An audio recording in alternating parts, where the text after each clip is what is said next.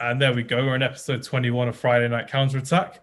And we've got another special guest appearance today. So we've got our footballing agent and friend, a game of two halves CEO, Marco Floreale. Did I pronounce your surname correctly, Marco? Not bad, Floreale. So it's not an easy one.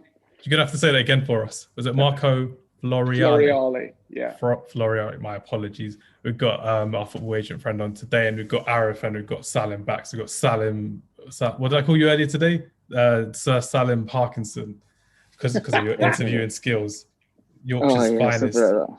Something funny like that. And then obviously we've got Arif Chowdhury back on the podcast. So good to see you, Arif. It's been a while. Yeah, feels good, man. I'm excited for this one. I like Marco's energy. So I'm excited for this one. Started talking about boxing instead of football before after record, but yeah, keep it moving. These are for the people that aren't watching our videos, but we've got Arif as a background with Anthony Joshua and Tyson Fury, who've just secured their fight. Well, 2 fights, I think, have got. 2-fight deal, yeah. It's a 2-fight deal, yeah. 2-fight deal, which we can't wait to see. Hopefully, we'll be able to get fans in the ground for that. One definitely needs to be in the UK. It needs to be in London. One's got to be at Wembley. One has to be at Wembley. Yeah. Can't just keep all these fights to the Arabs, man. It's going to be in Dubai or something, isn't it? The first one will, but one has to be at Wembley. Packed out Wembley, full of British fans. Boxing is the UK is the home of boxing. I agree. I think the first one should. Look, we're all old romantics from what we can tell in sport. For me, the first one should be in London. Yeah. The second one for me, because I'm old school, but should be Vegas, baby. Vegas, America. You've got to put one in Vegas. So these days, it's all about the money, though, isn't it? Well, it's always been about the money, but I think you're going to have the Saudi or the UAE come and say, "Look, we'll give you a few $100 million just to have it here." Yeah. What's Eddie Hearn going to say, and what Frank Warren? They're going to be like, "Fine," which is sad, but. No, in a way, it promotes boxing in another way as well to new audiences in different countries. That's another way to look at it, personally. But yeah, I mean, like Marco just said, if you're a purist about boxing, it's got to be in Las Vegas, one or the other, I'd say. And that's where the home of boxing is for a lot of showbiz blockbuster fights as well. So that'll be fun to see. I think the overlap, and we will get into football for me, but this is where the overlap is with the boxing and the football, is at what stage do you say to the fighters or to a player, you've got more than enough money. Now let's see, why don't you give something back to the true fans? So you got likes of Messi earning a reported, $1 million a week, and you're going to have these guys that are going to be turning in 100 million on a fight. Well, okay, do that in the first fight as an example, but the second fight, come on, give it back to the fans. You're going to be a multi-millionaire, and the spin-offs from that are huge, as they are for football, but they won't do it, and that's what saddens me. And just to remind everyone, you also listen to Friday Night Counterattack. We do talk about other sports nowadays, but it's a good energy, like Arif says. It's actually groundbreaking, the Tyson Fury, the Anthony Joshua. We can't ignore it, whatever. So it's quite good. But let's get into today's episode. So we've got Marco on our podcast, and he's been someone that we've kind of been talking to for a while now, and is someone that we've kind of enjoyed and understood each other from a proper perspective. I just need to bear me 1 sec. I'll be right back. Right. Sure. Well, that was a short intro. I know. I thought it was going well. I thought it was going well, and then I thought he was just going to be like. I thought it was part of the intro, and then he actually went. Yeah, I didn't get that memo. He's done a Piers Morgan. Yeah, that's it. Literally. He's literally thought, I'm not Marco, talking about what do you think of Piers Morgan? Do you like him, hate him? No, I'm not a fan, and I know he's an Arsenal fan. I think he's another one that's just got a little bit too big for his boots. Yeah, I think sometimes he's got a valid point, yeah, but he over-eggs it. It's the clout. It's the clout chasing, isn't it? I think. Well, I don't know him off camera, but I think he's probably a really nice guy off camera, because according to his friends and what they say, like, I think people like Kevin Peterson, and he does seem like a really nice guy, but on the camera he's just way too toxic. It's like just way too much sometimes. No need. Yeah. So I ain't buying it. Yeah, exactly. I missed the conversation there with the delivery driver just coming, so it's all well and good. I got a little present which I'll open later and I'll share with you later. Oh, I'm glad you got it. I'm glad it came in time. It came at 8 o'clock when we record as well, which is ridiculously delayed. So I'm just glad that we got there. Was it Hermes? It was Hermes, man. Yeah. I'm not going to swear, but I hate the awful. Yeah. Even with Yeah, Sorry, text we'll message. get it back to the sport. We don't want to be discussing, logistics. Career drivers. Logistics, Piers Morgan, and boxing. This is definitely not Friday Night Counter Attack as we would. Marco, what have you done to us just by coming on? It's the energy, brother. It's a good energy. But no, right, let's start from the very beginning, Marco.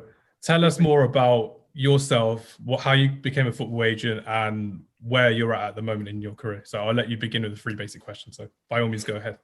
Okay, so my background, funny enough, is not the agent route. I'm a solicitor. So I've always been in and around the law from a very young age. And I did that. I did the proverbial 9 to 5, working in a solicitor's office. But football was my passion. Italian dad, English mum, grew up in the East End. So I was thrown into a hotbed of football in the East End of London, but with an Italian dad that comes from Rome. So I was blessed, I think, with football being in my blood, but I couldn't play it. I had 2 left feet for starters. Now, having a dual passport, you would have thought England might have come calling back in the days where we didn't have anyone with a left foot. The nearest we got was Ryan Giggs, and he played for Wales. So I go on my merry way in my career, meet my wife, married, all the good stuff, couple of kids. And then where we were when we were in Reading, you might remember Elm Park was the old Reading ground. And it was a proper old ground. Now, you guys are young, but when I say old, as in the toilets were just corrugated iron and a trough. A little bit like how, and you really won't remember this, how Chelsea was. So the bridge was just like that when I used to go and watch Kerry Dixon, Peter Bonetti was there, John Hollins, who was the manager. So my dad ran a restaurant and it was at Chelsea. To be fair, Marco, most Chelsea fans won't know who they are because they only started in like 2003, 2004. So we're all good there. True. Yeah, they're only about 16 years old or something.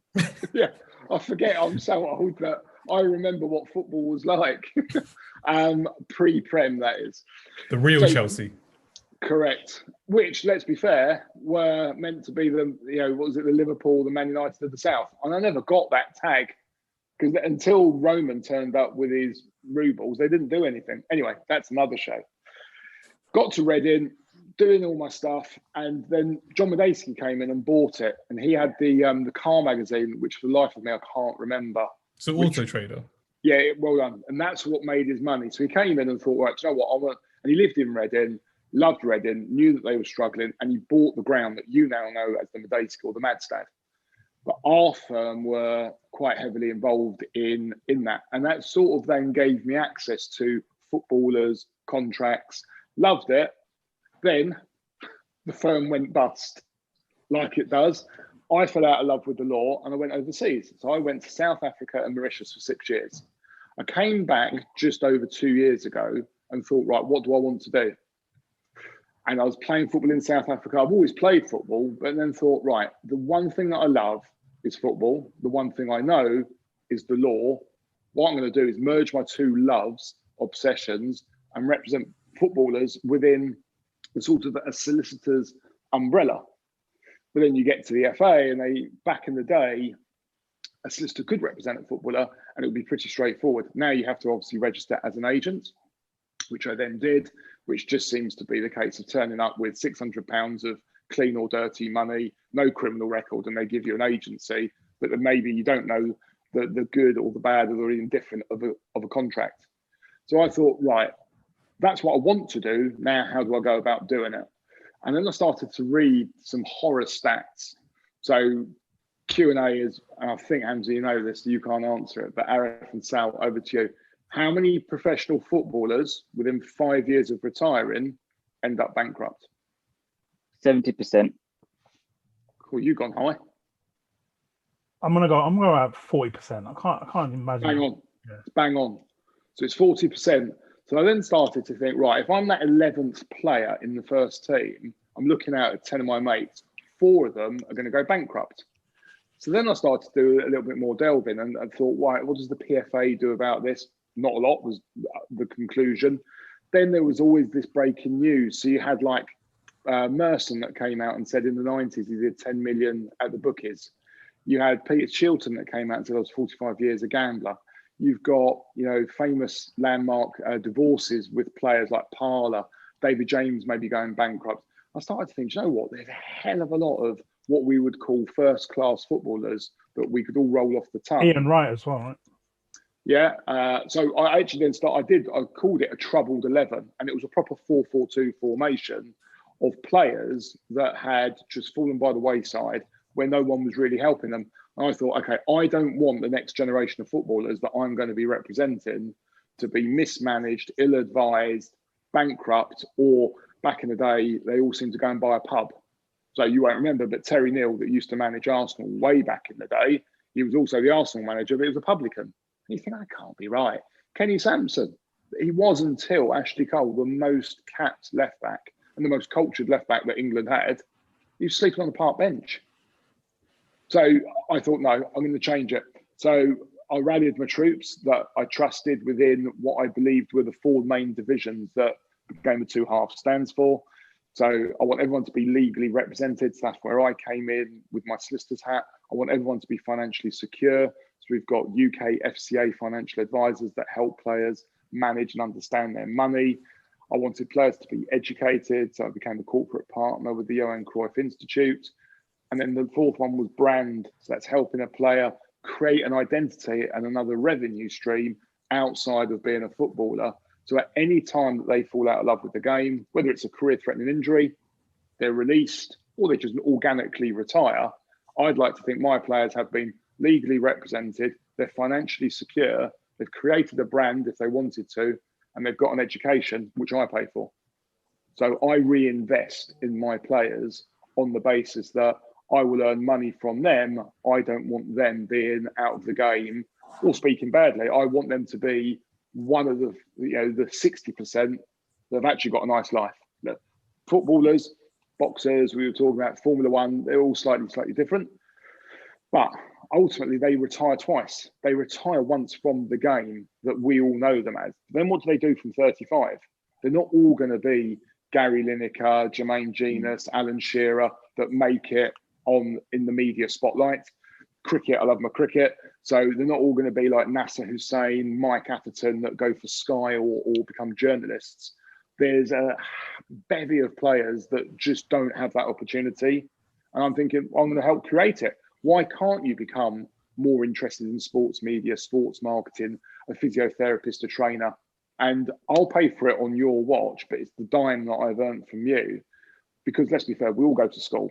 And who had to do? I know I'm old, but who did physics, biology, chemistry? I had to do all of that. I don't think they're called that now. That's how out of touch I am. But my point is, my brain don't think like that. I'm not into physics, not into biology, not into chemistry, but I had to study it. So you now say to a footballer that's been around an academy or a club from the age of 9, that was done a scholarship, maybe getting a first year pro at 18, gets it, 20 is out. Those 10 years, I promise you, he hasn't, unless they've had the pushy parent like the Williams sisters, got an education. I know of a player who I won't name, who actually came on the interview when I did Mikel Antonio, who, when he was at Burton, they would not let him sit his A-levels. What? And guess what? And guess what? 2 years later, they released him and they didn't let him sit his A-levels. I thought, that's not right. That's awful. Yeah, but he just thought, as did they, you are going to make it. You're going to be the next best thing since sliced bread or Michael Owen. And it doesn't happen. The stats on that are horrid. Was it something like, there's 1.5 million, kids that are into football and academies, and you've got more chance being hit by a meteorite than you have of actually making it. That's crazy. And I think that happened last week somewhere in Gloucester. A meteorite did land in the country. That's crazy, man. So that's how it organically started. And then the fifth one that I've developed in the last 15, 18 months was the sort of mental health, helping footballers understand about depression, gambling, positive sort of aspect, PMA when they're on the pitch. And sometimes, the top clubs, you could argue, do something. But what if you're Championship, League One, League Two, and you have a pandemic and you're in the Vanarama? They haven't got that. So if we can supplement a footballer, so our strap line is keeping you onside, on and off the pitch. So basically, as soon as you cross that white line, the player can be the best that he can be and play to the highest level, knowing that financially, legally, and education-wise, which I think are the three main things that I would drum into anyone, are catered for, then I think you've got a better chance, a fighter's chance of making it. I have to say, first of all, thank you very much for explaining everything so clear and thoroughly to us, Marco. That was brilliant to just listen to. And it's very few times when all of us on Friday Night Counter Attack are just like stunned in just what you just said, really, in the fact that Deep, man. it's crazy, the fact that, like, for me, the main takeaway for me was that whole Burton player of not being able to sit his A levels. They don't want to further his education because they thought he's going to be the best player or he's going to be the savior for Burton Albion Football Club. And he gets released 2 years later for whatever reason, and he's just there like, now I've got to start all over again. I've got to do all of this by myself all over again, and my football club has detrimented my future in more than one way, which is awful. And he's 23, he's turning 24, and guess what he does now? And yet he's only 24, lads. Working in a factory, maybe in a warehouse, something like that. No, A levels. No, he's running a successful recruitment agency in the Midlands for education. Brilliant. I rate that. You know, and fair play to him, but he again is the minority that, you know, thought, okay, I'm not going to make it as a footballer. The parents then reinvested in him to go and get an education, and that's paying dividends that he's running a recruitment agency. But for every, you know, Johnny, we can all name collectively 10 people that haven't and won't. And I don't want that.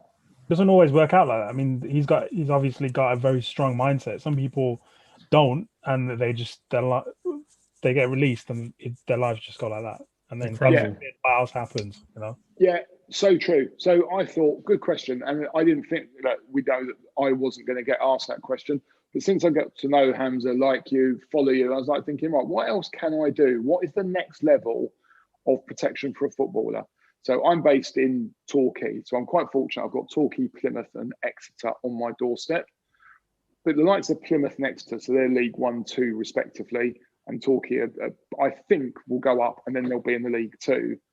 They get released players all the time, and there isn't that funnel to continue their development. So I'm now looking at setting up what's called an RTC. So it's a regional talent centre for the Southwest. So for players that are under 18 that get released, okay, you haven't made it at Exeter or Plymouth, guess what? You know, taking in also the Vanarama, there's 91 clubs in the Football League, and there's 24 in the Vanarama, and there's 48 in the North and South. Let's make sure that you don't become, as you just said, someone that goes down and down and down. You've got a skill, you've got a talent, you haven't made it there, doesn't mean you can't make it here.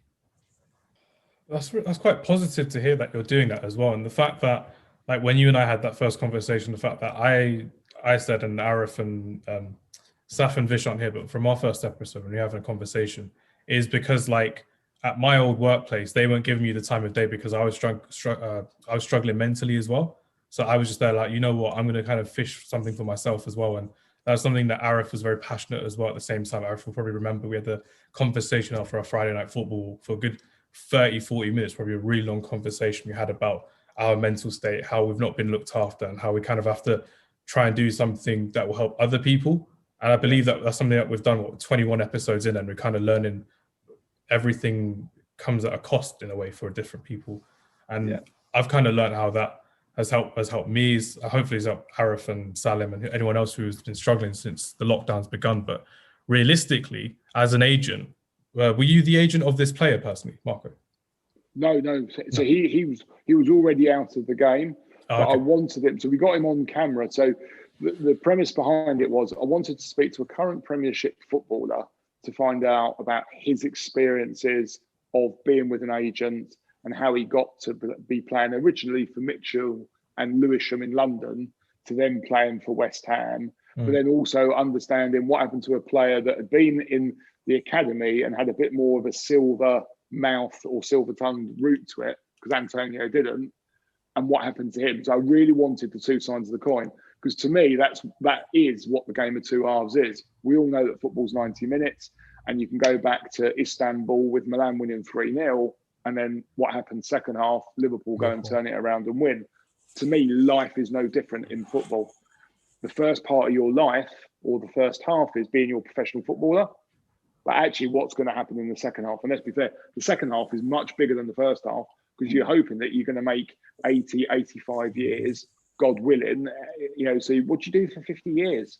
How do you survive? Not everyone's going to do what Robbie Fowler's doing. No, do you know what? He gets a lot of, I wouldn't say bad press, but negative press back in the day. He was a clever bunny, though. He just knew to buy property. The racehorses, you could say, is always a bit of a gamble, and I think he's got that streak a little bit like Owen. But he was canny enough to think, I'll just start buying properties, and that's his pension. So fair. And Matt Manaman, and it's funny how someone must have taken him to one side, or he had the wherewithal himself. I don't know which. He was speaking to someone. I remember reading about it. I think Saf from our podcast shared it with us on our group, and he was saying about how he literally had that education whilst he was a player. So like you said, whilst you're a player, like a lot of footballers nowadays, they'll still go through their coaching badges and other things like that whilst they're playing because they can afford to do it and it's easy and it's giving them a lifeline for the future. But with Robbie Fowler, it was something that he learned as a player as well. And because he spent lots of time injured in his latter years as well, or on the bench. Not to like throw shade at or anything like that at him, but the fact that he had a lot more time, basically, he got to learn a lot more in detail about it. So I was, again, just clever thinking from Robbie Fowler and the person whose name I forgot who was teaching him. And let's be fair, footballers have a lot of time on their hands anyway. And that's where I want to try and fill that time. I don't want them going on apps that are so easily on your phone. So as an example, Andros Townsend, he famously come out and said they were in the playoff final. And obviously it was the night before they were at Wembley. So he was pretty hyped, but he was like, couldn't sleep. And he did a lot of money at the bookies that night. Who is helping protect that player? Didier Armand, he's another one that was in my 4-4-2. He did something like £400,000 on a cricket match. He knows nothing about cricket. Again, who's helping? Let's be fair, unless it's India, South Africa, Australia or England, I wouldn't be betting on cricket. It was probably watching Gloucester play Essex. But my point is, don't be doing that sort of money, or understand if you can do that and you can afford it, then you got to roll with those punches. But then if you don't have that education in the first place, or someone that's going to have what I would call, I'm assuming we can say this online, the balls to actually sit down to a player and say, no, you're not going to do that. So if you allow me, I'm going to give you a prime example, and it actually centres around Mikel Antonio. So it was last February at Stamford Bridge, which is quite funny because we were going to do it in January. And he said, no, look, Marco, can we not do it in January? And I didn't really join the dots. I said, why not? He said, because I'm a West Ham boy and I'm coming to Stamford Bridge in a transfer window. I'm not doing it. I went, oh, yeah, actually, that does make a bit more sense. So we did it in February after the window had closed. And I sat him down and I said to him, look, so West Ham have just bought Jared Bowen from Hull. And they bought him. Yeah. And yes, he's done well. How much? 20 mil, I think. Yeah, I think it was 20 mil. But here's the horror stat for you, which goes back to my point of someone having that strength. He was on $9,000 a week at Hull. Personally, I think you could probably buy Hull for £9,000. I don't know why you kept on paying him every week. But anyway, so he's earning $9,000 a week. He goes to West Ham. He's 23, signs a 5-year contract, and he gets £50,000 a week. So fair play to his agent. His agent's done a very, very good job. I said, if I was representing Jared Bowen, I would have sat him down and said, you're in the top league now. You're an elite player, an elite earner, but I'm only going to give you £20,000 a week. Mikel Antonio recall. He goes, what are you doing? You won't be in business long and you won't be liked. I said, I will be in business and I'm not here to be liked. He said, but I don't understand why you would do that. I said, so, okay, you're earning £20,000 a week. You can have anything you like, whatever you can't spend $9,000 a week. Let's be honest, lads. No, God knows really. I don't know how you spend. You can dream. You can dream. But my point is, how do you spend $9,000 every week? I don't think you can, let alone 20,000. But because you've been elevated to a Premiership side, there's your 20k. And then we can say, what do you do with the 30,000? Straight away thinking you're doing something with it. I went, I'm not even touching it. It's going to be put to one side. Even if you're old school and you want to leave it into your bank account, which earns you obviously no interest. He went, right. I said, so in 10 weeks, what have you got there?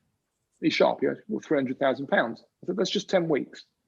I said, just bear with me. So, 52 weeks in the year. But if you do that for 30 weeks, pretty much half the year, and you're doing that regularly, you've got £900,000. Bit of interest, you've got £1 million. You do that for 5 years, you've got £5 million in your bank, you're 28, and you've still got £20,000 a week for the other rest of the weeks of the year, which was 22. Straight away, Antonio goes, yeah, I get it. He said, no one did that for me when I was a player coming up. He said, I now always have to get a 5-year contract, always go for £70,000, gives me security because I'm playing catch up. But no one was doing that, and no one is doing that. And that's when I knew I was onto something. Yeah, Marco, what if I'm a player and you're representing me, and I'm saying, no, you're not taking my money. I'm not. What if I say no? Then ultimately you're my client and you're going to say no. Okay. But when you then, what happens in those 5 years, if you get a career-threatening injury and you're out of the game, your contract stops. Your contract stops on year 3. So you've done your Balotelli, as I call it. You've got the Bentley that you've put in the camouflage. You've got the biggest. He definitely blew all of his money. I think he's broke. I think he's broke right now. And yet he's got the super agent Raiola looking after him. He hasn't. He's got Raiola that's got him the best moves and the best contract, but no one's managed Mario. I want to ask you about Raiola. Yeah, what do you think of him? Okay, I think he's misunderstood. I met him. Yeah, I met him. I like him, by the way. Just putting that. I like him. Okay, I met him last January with Mendes. I'll send the picture to Hamza. So we were at the agents meeting that was called by Jonathan Barnett, because obviously all the agents now are going to be told by FIFA, you've got to sit an exam. We're going to cap your commission, and your Mendes and Raiola's, and everyone doesn't like it because basically you're now capping what you think I can earn. In answer to your question, he's a necessary evil. I think he's good for the game. And I think he does things 9 times out of 10 for what I would say for the right reason. But I think he's very misunderstood. And because he's got, probably the best list of players, let's be fair, he's got your Haalands, your Zlatans. Ibrahimovic. Yeah. What he can't do, which is what Mendes does better, is this. Yeah, shut your mouth. Raiola can't do that. Whereas Mendes is slick. You never hear him. Never. Everyone will go, yeah, but he's Mr. Wolves. Yeah, but he does it quietly. He does it nicely. He goes about his business, and he's got Ronaldo on his books. So Bruno Fernandes as well, I think. He's got Mourinho, Neves. He's got all the big Portuguese, which is why Wolves' second or third kit is basically the Portuguese kit, and he's a director there as well. But he's gone about it a different way. Raiola is that street dog that you can always hear barking, whereas Mendes is more of the posh poodle. And they're going to kill me for calling them a street dog and a poodle. But and I try and think, okay, where do I want to be? I never pitch myself at really wanting to try and get the A-listers, because I think there's a hell of a lot that can be done and should be done in the Championship, the League Ones and the League Twos. They, to me, are the heartbeat of football. The Premiership is the promised land. It's slightly unattainable, for so many players. But why can't you dream? And that's what I say. I want to go with the journey with my player. My analogy is, you're driving your car, Hamza. You're the player.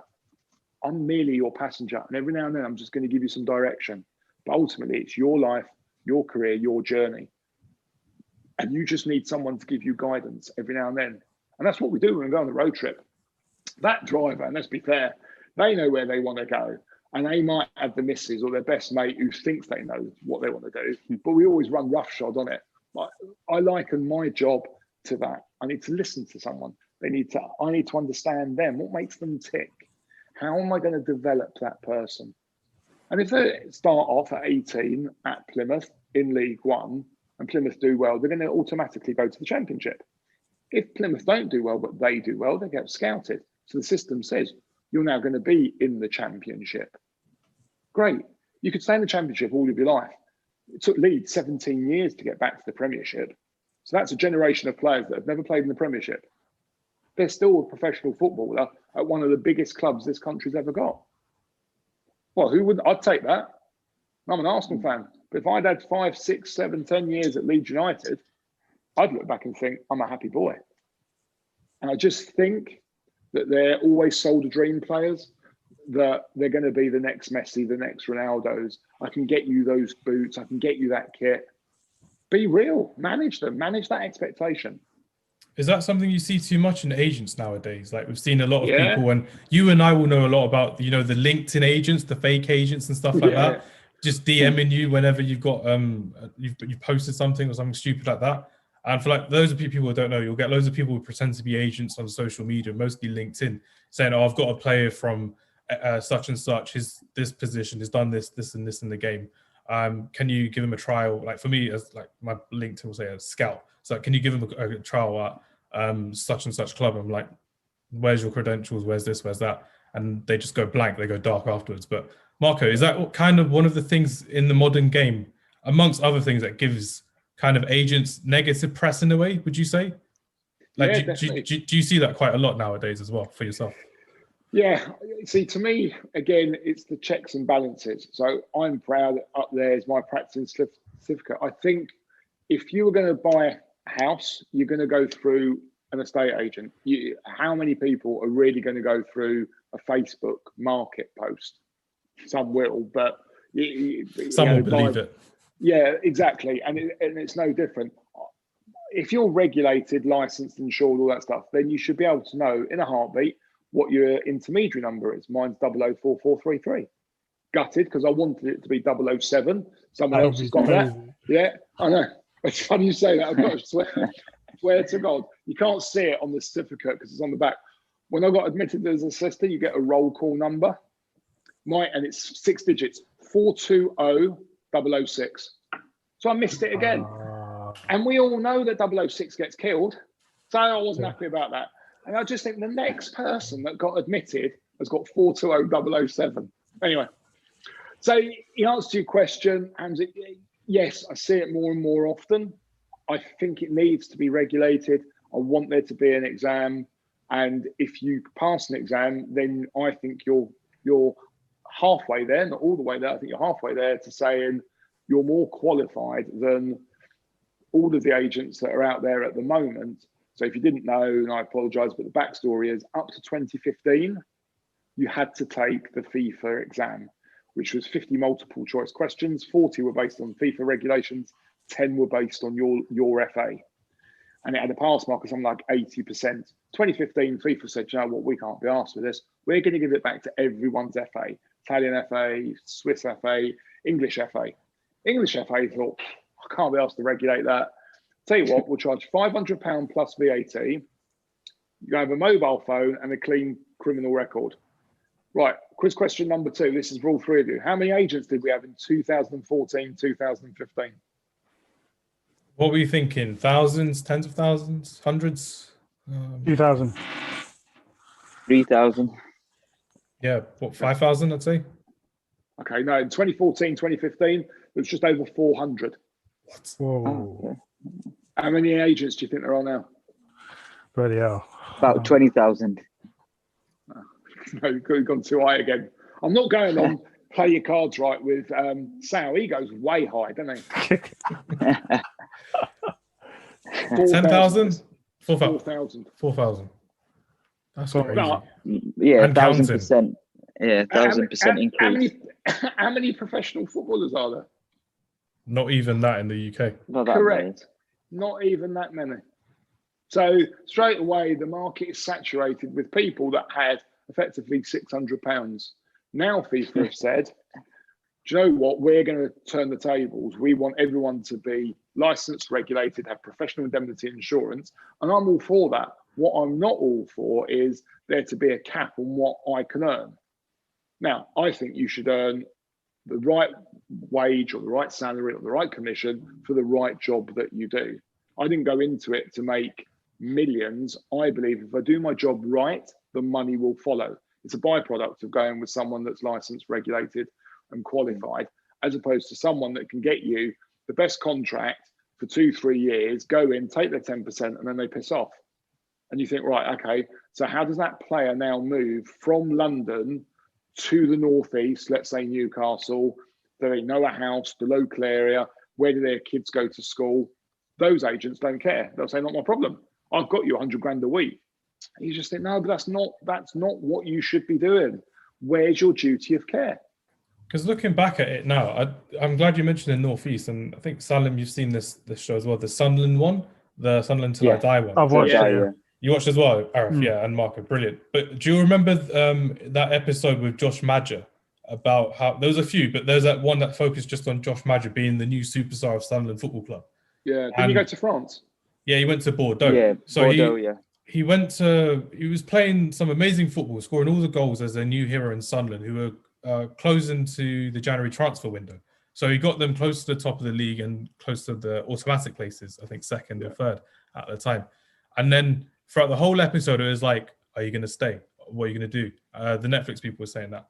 And then he's like, oh, yeah, I'm going to stay. And then he went to one of those like Christmas lighting the tree thing. And then he was just, all the kids were like, oh, you're going to stay, Josh? He's like, yeah, I'm going to stay. But the fact that you don't see his agent throughout the whole thing, he's not there with him in Sunderland the whole time. You're just there like, he's kind of making the decision for him. And we've had an agent on the show previously, Salim, Tony Sharkey. And he was like, it's always the player's decision to make to move to the club. But Josh was literally just there, like loved and adored by everyone in Sunderland. And we all saw how passionate the fans in Sunderland are. We've known it from first-hand experience of Arsenal and Man United and Villa games as well. But you're just literally there, like he was doing so well. He could have literally stayed there for the rest of the season and then left on a free transfer.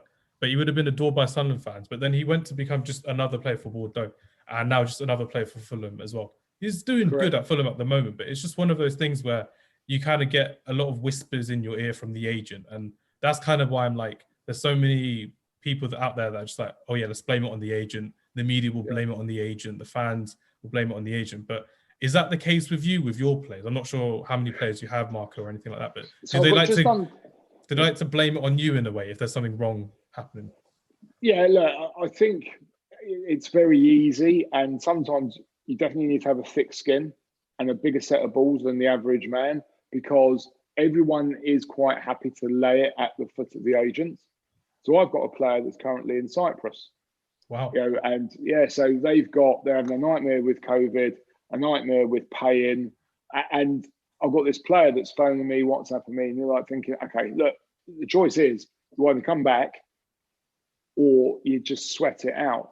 But whatever you do, if you go route A, this is what is the likelihood of happening. If you go route B, this is what we can do. Route B, obviously coming home. But ultimately, I can't make that decision for you. All I see my job as is creating opportunities, advising when I need to advise, but it's your choice. On the Josh Madger thing, his agent, I think, from memory of watching it and what subsequently came out, was you basically put him in a shop window at Sunderland and he performed well. And whilst he was doing that every game, he was then touting him around clubs. And then he got a big enough bite and went. That wasn't necessarily, I think, the right thing for the player, because he didn't settle or do so well at Bordeaux. And he's now come back to Fulham, which I don't think he might have scored one goal. But again, he hasn't really set the Prem up alight. And don't forget, he's gone from a League One side. That's quite a gap. Bordeaux obviously would be in the top tier of French football. And then he's gone, again, I think, probably another league up. It's too big a jump. And that's the other thing I say to my players. I think you need to organically get to where you need to go. And if someone's coming in and they really want you, then I'm not going to stay in your way. But do you know what? Chris Sutton, I don't know if you guys remember, he went to Chelsea. He couldn't hit a barn door. It was just the wrong move. Torres, again, I know it's Chelsea, went from Liverpool. Torres was the man. Even I like Torres. He went to Chelsea. I was like, welcome. And, He's the best striker in the league. Yeah, but you've got to ask yourself, why? Because I'm a firm believer of cream rises. And if you're a quality player, you can play anywhere. But something wasn't right. And that's, to me, that's the agent's job. You've got to do your due diligence. You've got to see, has that club got a revolving door policy with a manager? Yes. Has that club going to naturally play to what your strengths are, or have you got to adapt as a player? And if the answers are no to those, but they're showing you the most money, the old Jeremy Maguire, show me the money, then it's you're doing it for the wrong reasons, and I think it's going to fail. Yeah, that's something I was thinking as well. Like, you wouldn't, like, obviously, if you're in a position to get them into a bigger club, would you do that even if the player doesn't suit their style of play? Would you do that? Would you not do that? But you kind of cleared that No. up without me having to ask you that, I which would. makes complete sense. The only thing I would do is if, let's say, the player is anywhere between 18 and 20, I would make sure he's going to a club that had an under-23 side. Because then I think he can get first team, he'll be playing against the first team, and he'll adapt, and then he'll naturally grow. Again, it's that organic growth. To me, I can't think, and it's another quiz question, I can only think of one player in the last 20 odd years that has organically done it from 16 and maintained it. And who do you think that is? What, from the one club? No, not one club, but was ready as a footballer, the finished article pretty much from the age of 16. Wayne Rooney. Correct. Legend. And now I can't think of another, and it's not being xenophobic. I can't think of a foreigner, let alone an English or British player outside of Rooney. So it tells you, and that's where, for my patronage, Italy are slightly slow. They don't let you really play top table until you're 26, 27, 28. They always want you to have experience. Whereas you've got other countries like Spain that will invest a lot more in youth, a bit like France did with the Clairefontaine, and that will organically. England, I don't know what we try and do. We try and do a bit of both. We went with the golden age and it didn't work. We're now trying to go with the youth. I'm not too sure that's going to work. We fall between the two stools. The crazy thing is, I don't know how we've got the players that we've got right now in the squad. If you think about the youngsters we got, I don't know how that's happened. No. Got some quality players in there, but I've got no idea how it's happened. Yeah, it's just happened though, isn't it? Because we all remember that golden age of footballers, whether it was your Shearers and your Gascoignes and your Platt and your Lineker, that then sort of morphed into your Nevilles, your Beckhams, your Scholes. And then all of a sudden it went a bit wonky. No disrespect to these players because they were great players. But how excited do you get when you got Heskey and Crouch up front? It didn't. We had Paul Lambert up front at one stage as well. Yeah, Ricky Lambert. Ricky Lambert. Yeah, Ricky Lambert. Yeah, Ricky Lambert. Arif, you're doing so well with your football knowledge. This is normal for him, don't worry. See, I don't even remember as a player. I mean, I knew he played for obviously Southampton, but and then Liverpool as well. Liverpool. You look at, you got Rashford, Greenwood, Foden, Smith Rowe, Saka, and you've got a bit of experience and goal, obviously with like not Grealish though, right? No, I don't. I would. But the problem is, depending on what formation you're going to play, if we're going to play a sort of the diamond or a 3-5-2 sort of formation, you sort of, is he a luxury? Because at the moment, England's squad to me at the moment reminds me historically of how Arsenal always were. We had one very good person up front, way too many what I call chimney sweep midfielders, as in they were all small, slight, like your Xavis, as in we had Fabregas, Ozil, and you just thought, where were all the men gone? And I think England's gone that way. I don't think they've got an enforcer in the middle of the park. Yeah, we've got quality footballers. I mean, really good, technically gifted footballers, but then we haven't got any you need a strong midfielder, don't you? Someone's going to take you out. Someone's going to slightly Should I ring the Declan? Should I say Declan Rice to throw it in there as well? Yeah, he's definitely in the squad. Is he your enforcer though? Is he there yet mentally? As the captain of West Ham. We need an English Holberg. We need an English Holberg. That's what we need. English Roy Keane, more like. Yeah, actually, one of them. Absolute enforcer right there. But or English Vieira. Yeah, that'll be the ultimate one. Yeah. See, it's funny when we get to do the six-a-side. I've got in mind a proper enforcer, and that's just maybe the Italian in me. So I've got your fancy Dans, but I've got one that will go through a brick wall. And I don't think England don't have that player. And I don't see how we're all going to get that in the next couple of years, because I think we've got what I call all chimney sweep midfielders. Let's go into our six-a-sides now. Let's take a break from the agent chat. Let's have a little break from that. So, okay. Marco, I know for those of you who are listening, Marco is actually surprisingly excited by this. He was like, I texted him the other day and I was like, yeah, we're going to do the 5-a-side. Like, 5? You said 6, Hamza. I was like, oh yeah, this is typo, my bad. But it's going to be fun. So Marco, in honor of you being here today and obviously with your Italian heritage, you can go first with your Italian 6-a-side. So by all means, educate us on your 6-a-side. Okay, my combined six, because Hamza did allow me my sixth person, and I've even chosen a coach. That's how excited I got. Oh my They've God. they've got 522 international caps between six players. Legend between the sticks, undisputed for me, had to be Gigi Buffon. 176 caps, 5 Serie A titles, a relegation, and a World Cup. And he's one of those people, I don't know of anyone that could say a bad word or not put him in that top bracket. And is still playing. He may be on the bench for Juventus, but is still in the game at the moment as a player. Yeah, and he went to PSG, won it there, and he came back to Juve. And you just think, legend. He was a legend. He grew the legendary status. It fermented in his Parma days. And then he just went into a Juve side that, okay, it then did have the sort of Galacticos, as the Madrid called it. He was the boy. Him and Zoff are just Italian goalkeeping legends. And I weighed up the two because I grew up with Zoff. He was, obviously Italy won in 82 and I was 10. So I grew up sort of knowing Zoff. And then we had a plethora of keepers like Zenga, Panuca, Toldo. But Buffon is my boy in the sticks. Brilliant. It's still there, playing at the top level. It's incredible. Yeah, I mean, I don't know. I mean, you boys, one of you's going to be Man United, but how old's Schmeichel? What, How old is he now? Yeah. Like 55? You know what?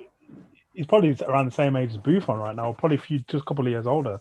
No, Schmeichel's like 55, isn't it? He retired in 2003? Did he? Yeah. Blimey, he's been out of the game nearly 20 years. Yeah, man. That's crazy.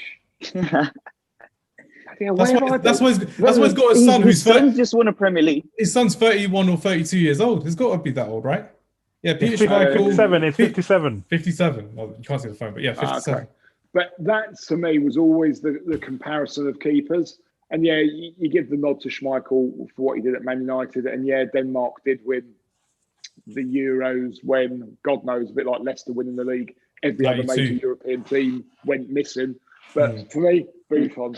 And then in front is my all-time favourite footballer. Now, I'm a die-hard Gooner, but no one budges the world's best number 3, Sir Paolo Maldini. It's just my all-time favourite. Yeah, we know who you voted for in our little Maldini versus Totti conversation a couple weeks ago. Yeah. Joe, what? I love you, boys. I was embarrassed that you put it versus Maldini versus Totti. It shouldn't have been. If you put someone else. Do you know who said Totti? Do you know who said Totti? I'll tell you, but I was just pulling strings. I'll be honest with you. Nah, he wasn't. You were genuine. You and Saf are genuine. I like Totti more than Maldini. I've got more of an attacking mind, especially when playing. And I love attacking players more, of course, than I do defenders. But if you're saying who's a bigger legend, of course it's Maldini. Can't dispute that. But as in, who do I love more? It's Totti.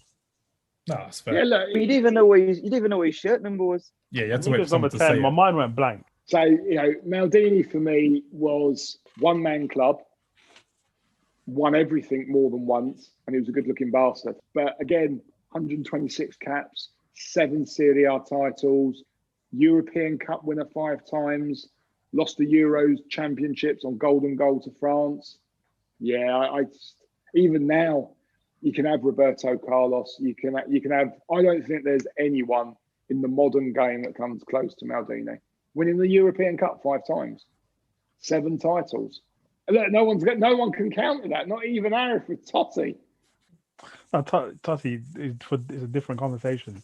But in terms of what you're talking about, in terms of decoration, no, just he could play left back, or he could play the left-sided centre back. He played with Costa Curta, Nesta, Baresi, but it was always Maldini that shone through. So, Marco, let me get so you're saying he's the best player. He's the best player ever for you. Is that what you're saying right now? Or yes. I think he's ranked as the best ever Italian player. I think. Yeah, one of the best. Are we just saying Italian or ever in all countries? No. He's my best Italian player. Okay, Italian. Okay. Yeah. And the best in your six-a-side, right? I think I heard you say that. Yes, he's the best in my six-a-side. Yeah. That's what I thought you heard. So I've got a few more to name, but yeah, I look at it and I think there's not much that can go through that. Okay, now we get to my holding midfielder, the one that's got Not another snarl. second defender, given the whole history of Italian footballers and their defence. No, because, and you'll understand it, depending on the formations that you make. If you've got Buffon in goal, and then you've got Maldini in front, Don't need anything else. the person that sits, that's going to break down the flair players that are coming, Rino Gattuso. Absolute tiger. Again, 73 caps for Italy, 2 Serie A titles, not a lot. Won the European Cup twice, won a World Cup, went to Scotland and done it in Rangers, and just had that no fuss, no flair. I'll get you, or I might get the ball. So now you think you get past Gattuso, you've done very, very well. Now you've got Maldini, who's just going to usher you out with silk. And then you've got Superman in the sticks. So I don't think I'm conceding a lot. So now we go to the attacking bit. Our eyes have got bigger, thinking, okay, we've done the crappy defence bit. Now, how are we all going to push forward? How are we going to score? Because we know if you don't score in football, you don't win. Okay. Oh, yeah. So when we won the World Cup in 2006, he got described as having the pallor of a funeral taker or an undertaker. None other than Pirlo. For me, Andrea Pirlo, again, smashed it at Milan, smashed it at Juve, went over to New York. He's just oozes class. I've never seen him break a sweat. I don't think I've ever seen him break a sweat. No pace, didn't need it. Swivel on a dime, would get the ball from Gattuso in my head, and he did when they were at Milan, and it just pinged it. He read the game, saw the game, a little bit like Baresi. Baresi was a bit hard done by not to get in, but no one can usurp Sir Paolo. So I'm like thinking, okay, so we've got a Juve keeper and 2 Milan stalwarts. Now we need some jazz. Now you're going to Rome. No, we're not going to Rome. We don't go anywhere near Rome. Oh, Arif's heartbroken by that. Why not? Seriously. Okay. But when I now say I've got a Ballon d'Or winner in Robbie Baggio, you'll understand why I'm not having Totti. I've got him as well. I haven't seen him. Like that's my rule. If I haven't seen them play, I can't pick them. I've watched a lot of videos on him. He was the legend of the last generation, wasn't he? The ponytail. Yeah. Missed penalty. Missed penalty 94 World Cup. Yeah, look, don't piss on my chips. Let's not talk about that missed penalty. That's all I know about him. Knows him. No, but I tell you why everyone knows about him is because they made that game on Mini Clip about him. That Baggio. Yeah. There's a little game about. I remember that. Yeah. Well, they're actually doing. They've done obviously the Maradona, and they've done an Anelka Netflix documentary. They're doing one on Robbie Baggio. They've done one on Pele recently as well. Yeah, Pele they've just released as well. So they've commissioned one for Robbie Baggio, but Robbie Baggio took Italia 90 by storm. And then 94 dragged a really, really average Italian team all the way to World Cup final, where we lost on penalties to Brazil. But Baggio's, again, he won the Ballon d'Or. He got to a World Cup final. He's played for Brescia, Inter, AC, Fiorentina, Juve, and again was seamless. He could take a free kick, could take a penalty, and would lay it on the plate. He used to do it for the likes of Vieri. So for me, definitely from 1990, when I was 18 in that World Cup, all the way through, the guy that I had on my shirt was Robbie Baggio. For the record, I never grew that horrendous divine ponytail because I'm not a Buddha, but each to their own. And then he looked good. He looked good with it though, I think. No, yeah, you're right. Some people can pull it off. I would just look like a prize DICK if I did it. And then up front, my number 10, Del Piero. Say no more. Really. What do you need to say about a legend like that who's been there, done that? And 6 Serie A titles, a European Cup, a World Cup, done it in Germany's backyard. And again, look at his goals were never boring. Also, what you said as well about Buffon, he got relegated and he came back up with Juve. He could have left for a bigger club, but he didn't. He stayed 100%. With his love, and he did the hard bit for Juventus. So you've got to respect people like that as well, who stayed with their club and stayed loyal, and that's why the fans cherish and love him. Yeah, with the Calciopoli thing, how many players, and a lot of them did leave, but the hardcore, fun enough, the Italians, it was what we call stranieri, which are strangers or foreigners. They left. They followed the dime. but the Italians didn't, and Del Piero stayed true to the cause, and that's what fans like. That to me shows passion. So that's my 6 lads: Buffon, Maldini, Gattuso, That's a very Pirlo, good 6. Baggio, and Del Piero. Yeah, it's a quality 6. That Pretty similar to Marco's, but I've got Buffon between the sticks. I don't think I can say anything after what Marco said to do him justice. Got Maldini. I've literally got 3 number 10s. I've got Pirlo, Totti, and Del Piero. I've obviously got to have Totti there. World class, very loyal footballer. I don't get many of those anymore. And I've got Baggio as well. Okay. I'll go next. Very attacking, more of an attacking team. was that exactly the same besides the one? Yeah, Totti in for someone else. No, just Totti. Got Totti instead of I think Gattuso Marco had. Yeah. Correct. Yeah. So I've gone for a bit of a different theme because I didn't really see, Baggio play, so I thought I'd keep it a bit different. So I went for Buffon in net, obviously. At the back, I've gone for Maldini and Cannavaro. Yeah. Instead of putting that in 4th string, That's I a thought I'd get a wall, World right? That's Cup a winner. wall right there. Yeah, just straight World Cup winner in there. And then in front of that, I've got Pirlo with Del Piero and Totti up top. Oh my God. What, is that your team? That's exactly the same as mine. No, what a chance. Can't be. It happens with everyone else but me. I always feel like, no, I've got a good thing. But with Italian legends like this, you can't really. You could just put like Nesta in for Cannavaro. That was the one I was. I was thinking rather Nesta or for Cannavaro. I was going to be a bit cheeky and try and fit Inzaghi in there somewhere for his goals against Liverpool in the Champions League final in 2007 because that was a fun sight for us. But Buffon, Maldini, Cannavaro, obviously Ballon d'Or winner, World Cup winner, captain for Italy in 2006 as well. Andrea Pirlo, Alessandro Del Piero, and Totti, 2 trequartistas who really kind of epitomised Italian football for me. Italian football in an attacking point of view for me, because nowadays when you look at the attacks, even the last 10 years, look at them: Balotelli, Immobile, who else you got? Insigne. These kind of players, they're nowhere near the levels of these players that we've seen previously. They may score the goals like Immobile. Balotelli may have his iconic moments every now and then, but they've not won a trophy in 2006. They didn't qualify for the 2018 World Cup, which was awful for a neutral point of view as well. I mean, they did well against England and they did well against Uruguay and Costa Rica in 2014, but everyone can do well against that England side in 2014.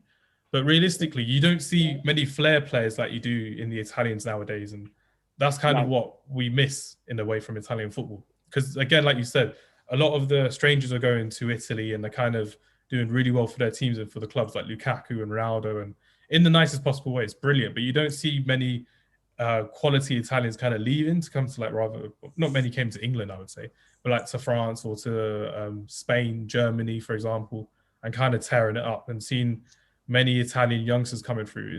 It's not the same really as like with the Spanish or the Germans or the English youngsters coming through, personally, for me anyway. No, I agree. When Italy won the World Cup in 2006, I think I'm right in saying they were one of the only countries that had 26 players that played in their home league. There wasn't one player that played outside of Serie A. And that got a bit of lambasting as 2010 came along in South Africa, because obviously the football world had sort of developed and evolved. You had Torres that was then doing well in England, Fabregas, and Italians don't necessarily travel. Yeah, you can quote me Vialli, Zola, Di Matteo, but I always thought there's handfuls, isn't it? It's not like they don't go. Like a lot of the English players we've highlighted on this podcast have gone across to Germany or to France or other countries where they can actually get game time and they can play properly and express their freedom of actually playing. But like you say, with these players in Italy at the moment, like I remember you lost 3-2 to Slovakia in that 2010 World Cup in South Africa, and you're just there like they shouldn't be out by the group stages. It's Italy. They won the last World Cup, and you got to the final in 2012 of the Euros as well. And again, that was just based around Pirlo's play. You had De Rossi, Marchisio, and I think another centre mid kind of protecting Andrea Pirlo, so you could spray forward passes to Balotelli and I forgot the other striker, sorry. But literally, that's kind of how it was. It wasn't the flair plays. It was more based around certain type of tactics and not conceding. Yeah. Well, that is still very much Italian football. Mancini for the Euros, we played 10, won 10. But for once, we actually scored a fair few goals, and they've been spread along the side. I think at the moment there's only one player still in the Italian setup that is outside, and that's Verratti at PSG. Pretty much everyone else, plies their trade. I mean, the other ones that I think they have Graziano Pelli. Do you remember him? He was at Southampton. Yeah, Darmian at Man United as well, who went back. Yeah, there's one at West Ham, Angelo Ogbonna. He's still there. Diamante was the other one. He was all right when he came. Yeah, at West Ham at the start. And then way back, obviously had Benito Carbone, Paolo Di Canio, but none of them were what I would call first teamers for the Azzurri. They were just, apart from maybe Zola. Zola was the one that had that bit about him, because we beat England at Wembley 1-0 and it was Zola that scored, which was back in, I think, 98. But pretty much Italians, I don't think, travel that well, which is why they don't leave their league. And it'll be interesting to see what we do in the Euros. You've got Wales, you've got Switzerland, and you've got Turkey. That's not Poland. See, okay, Wales, Switzerland are not an easy side. They've actually got some quite good players. All right, Shaqiri might be a little bit past it. And Turkey again. No, again, I can tell you now, Italy will win 2 and draw 1, or win 2 and lose 1. It'll be by the odd goal. But then they gather that momentum. And Italy, I think, once they get out of a group, become more of a feared side. Because you don't want, I wouldn't want to face Italy in a knockout, because you know exactly what you're going to get. You got Chiellini and Bonucci. Well, as Mourinho called them, it's like going to the school of Harvard for defending. It's going to be hard. But again, they're old. You've got players like Bastoni for Inter Milan. Again, Ogbonna, who's been around the setup as well. Got a few different players coming through as well. And kind of, like Darmian's had a re-emergence at Inter Milan as well. Yeah. And there's so many people to kind of look at and think, if these defenders stay solid, Immobile can kind of do his business up front. You've got Insigne coming in and around the squad as well. But I'm not going to pretend like I know about the Italian national team. But are there any players that kind of stand out for you, Marco, in terms of who we should watch out for at the Euros coming forward? Yeah, I think if he gets his chance, and you guys are going to say, yeah, we all know him, but you'll be surprised at how many times today it's Donnarumma. Again, it's keeper. Donnarumma at Milan has been around a long time, and he's only 21, 22. I think he's probably the one. I think Verratti's due a good tournament. Yeah, the world needs to see Verratti on the proper international stage as well. Verratti's a quality player. We don't really watch French football here. We just see him in Champions League games, if that, really. That's and he gets masked because of Neymar, Mbappe, Paredes, Di Maria in the midfield as well. Yeah, exactly. He gets overlooked. I mean, even Buffon was there.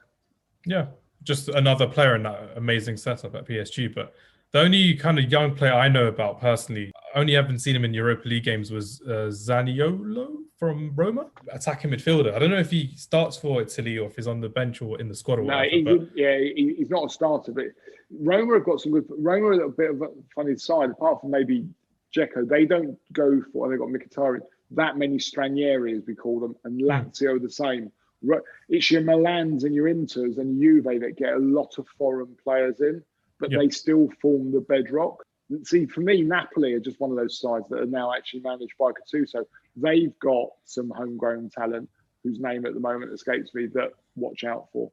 What we didn't say on our Sixer side was who was going to be our coaches. We don't do coaches, but you can tell us your coach. I'm guessing it's Marcello Lippi. It's not Marcello Lippi. How can it not be Marcello Lippi? Didn't he win? He did win the World Cup, and Lippi would be there, but I can't quite get it. For me, Ancelotti. Carlo Ancelotti is my favourite Italian manager, even though Lippi has won the World Cup. And it's hard not putting Lippi down, but Ancelotti, again, he's just won everything everywhere. And I think I wanted him to come to Arsenal. When we didn't get before Arteta, I wanted Ancelotti, and I still can't get my head around how he turned up at Everton. Yeah, I can't see Everton sort of. Sorry, I was going to say I can't see him like Everton fulfilling like his ambition. I think Arsenal would have been a good shout for him. United would have been a good shout for him. Even Spurs at the time. I mean, there were so many teams. Chelsea again, it would be, wouldn't it? But pretty much that's what surprises me. I was going to say that as well. Don't you think it's a disservice to Ancelotti's career and his credentials that is at Everton? Again, not really disrespecting Everton, but what have they won in the last 10, 15 years compared to, Even with Arsenal winning the FA Cup every now and then, getting into Europa League finals, he could have taken you another step further to literally competing in the top four, having a solid base again. And I reckon that's something he's doing at Everton, but he gets let down a lot by individual mistakes, and some of the players just aren't up for it, unfortunately. Yeah. For me, Carlo would have... Arsenal were a perennial Champions League qualifier, i.e. top four. I think he could have re-established that, whereas Everton, by the flip side of the coin, when was last? I think they've been in the Champions League, once, twice in the last 20 years? Something like that. And they don't have what I would call marquee players. Wait, what, Everton? Yeah. They've only got to like the Champions League qualifiers, but they've not even got into the Champions League main. They've got into like the Europa League sparingly as well.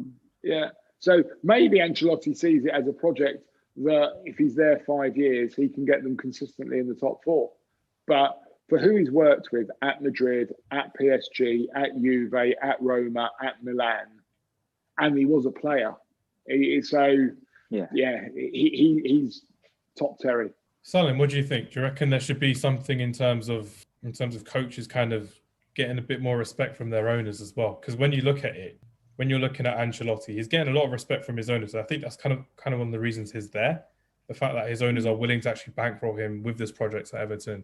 But realistically, in this day and age, we see a lot of managers sacked every season, every 2 seasons. Chris Wilder left by mutual consent this week as well, or on the weekend, I should say.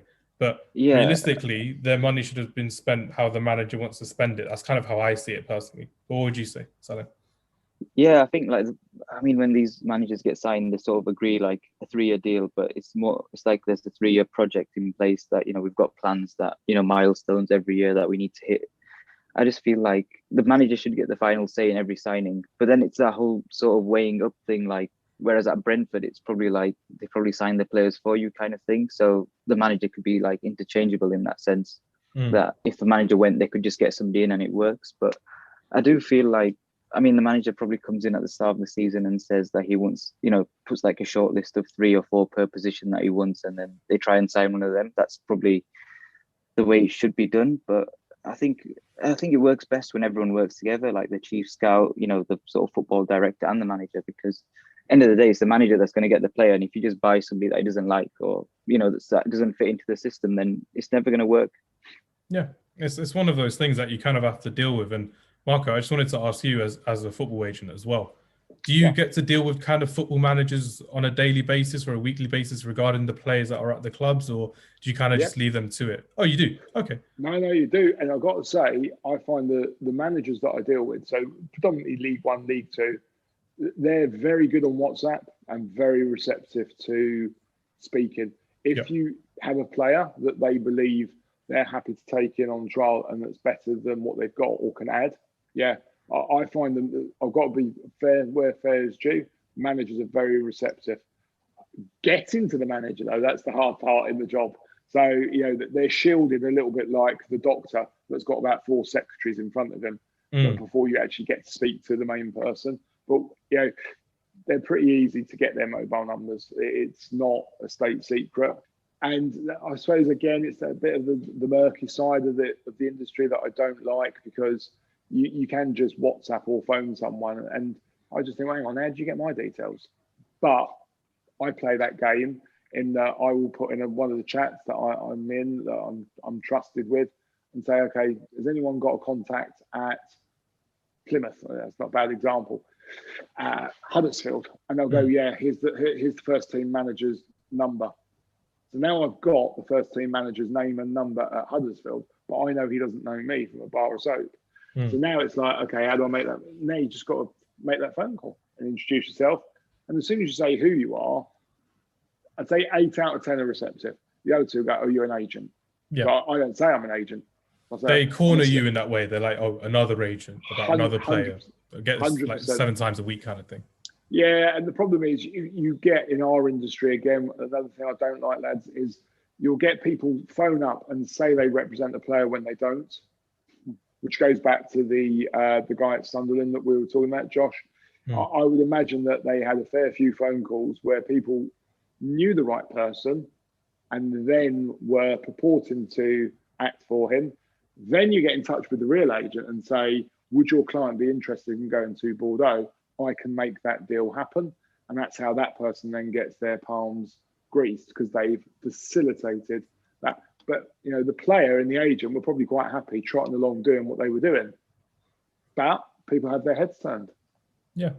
And that's the way of football, I imagine, because I'm guessing even with agents as well that you've met and you've come across as well, some of them will be loyal to their players, but when you see the players kind of turn into, do they kind of turn to other agents? Do they have that time on their hands, footballers, to kind of look like, oh, I want to be represented by him, or this guy's promised me this much, that much kind of thing? Does that happen?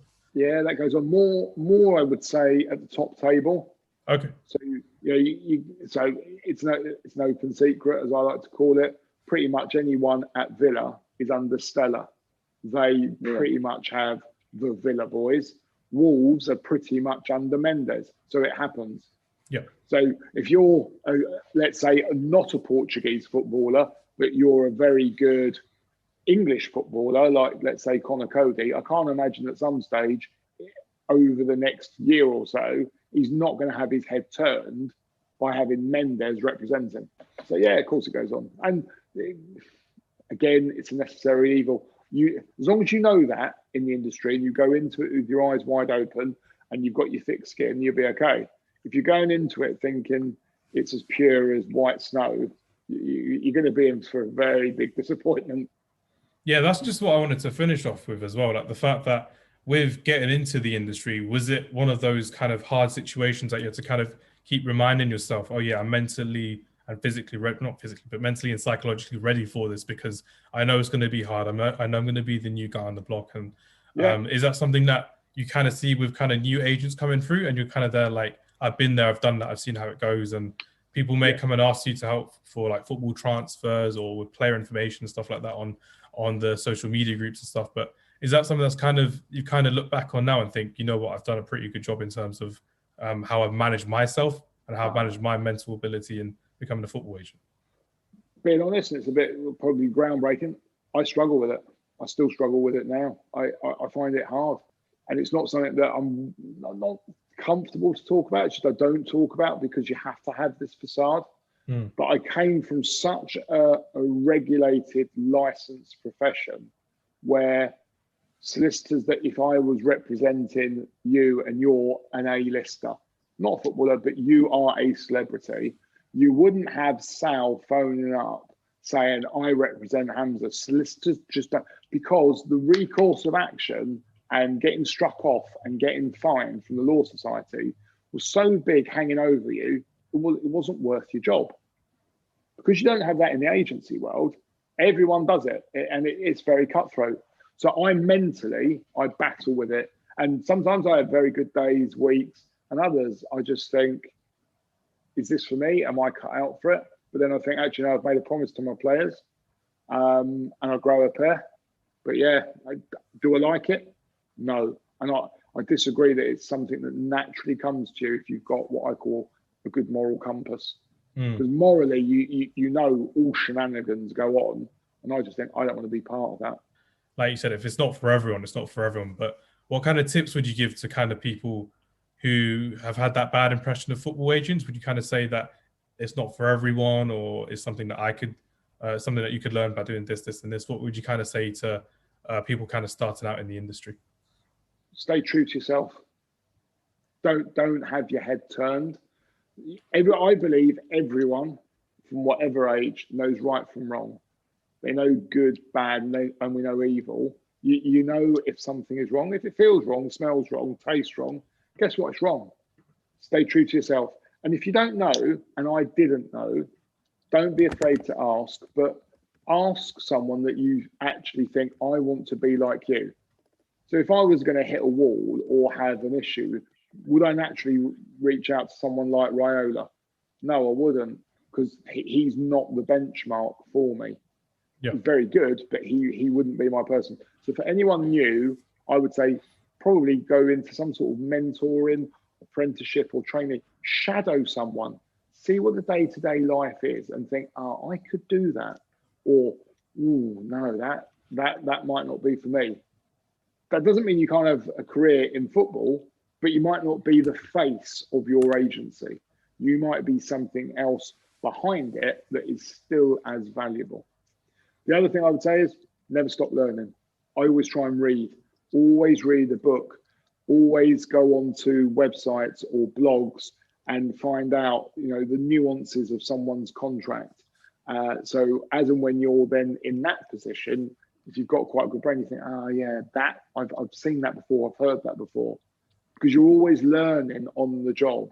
This isn't something you go and do a 2-year course, come out with a nice glossy certificate, because football's always changing.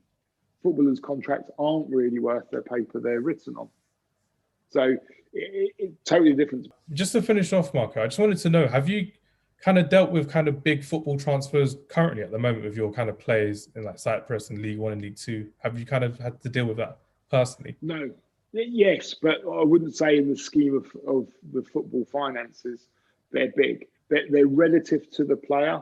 So it's going to be, so none of them were signing from Club A to Club B. They were already with Club A. So a lot of them were what I call renegotiations of an existing contract. So the day will come soon, naturally, because it's going to happen organically, that one of my players that's got still a 2-year contract to run at Club A is then wanted by Club B. I've got that at the moment, but it's a National League North side, so that's obviously null and void. There's a Vanarama main league that want him, and there's a League Two side that want him. So that's happening now, but the money in comparison, it's big to the player, don't get me wrong. And it's big to, every man on the street, but it's not big in the football world. And that's interesting, because some clubs are very open. Other clubs, you can just tell, they have a bit of paper and they show you one figure, but there's another figure on the other side. And you've got to somehow work out what that figure is. Whereas some players say, okay, yeah, we want your player. We're going to give him a 2-year contract with a 1-year rolling. So it's effectively a 3-year contract with that option.